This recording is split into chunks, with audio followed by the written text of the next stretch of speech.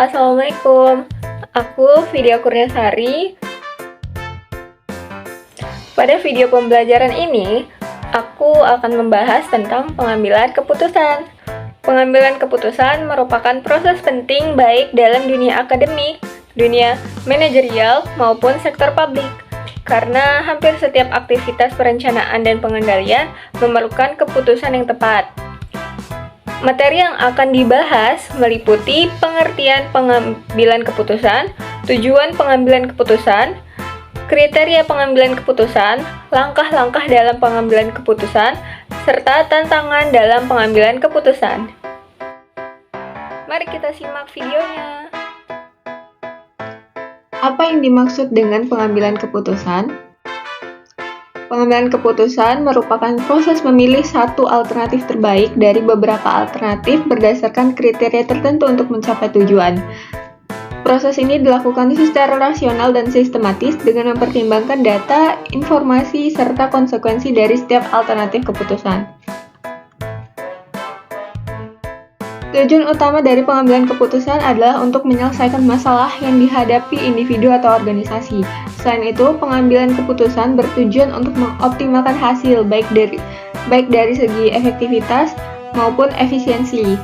Tujuan lainnya ialah mengurangi resiko dan ketidakpastian sehingga keputusan yang diambil dapat memberikan manfaat yang maksimal. Dalam pengambilan keputusan diperlukan kriteria sebagai dasar untuk menilai dan membandingkan setiap alternatif. Kriteria pengambilan keputusan umumnya meliputi manfaat, biaya, kriteria risiko, waktu pelaksanaan, dan kelayakan keputusan. Manfaat itu sendiri yaitu sejauh mana keputusan memberikan keuntungan atau nilai tambah. Kriteria biaya yaitu pengorbanan sumber daya yang harus dikeluarkan untuk melaksanakan keputusan. Selain itu, kriteria risiko itu berkaitan dengan kemungkinan terjadinya kerugian atau ketidakpastian hasil. Kriteria yang sering digunakan ialah waktu pelaksanaan dan kelayakan keputusan, baik dari aspek teknis maupun organisasi. Penentuan kriteria yang tepat akan menghasilkan keputusan yang lebih objektif dan dapat dipertanggungjawabkan. Kemudian apa aja langkah-langkah pengambilan keputusan? Pertama itu ada mengidentifikasi masalah. Dalam pengambilan keputusan, identifikasi masalah itu harus jelas dan tepat. Kemudian menyusun alternatif keputusan yang mungkin diambil. Yang ketiga yaitu menentukan kriteria pengambilan keputusan sebagai dasar evaluasi. Keempat, menganalisis dan mengevaluasi setiap alternatif berdasarkan kriteria yang telah ditetapkan. Kelima, memilih dan melaksanakan alternatif terbaik.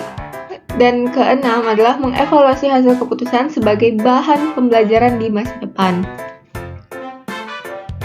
Pengambilan keputusan dalam sektor publik memiliki tantangan yang lebih kompleks dibandingkan sektor private karena keputusan yang diambil berdampak langsung pada kepentingan masyarakat luas.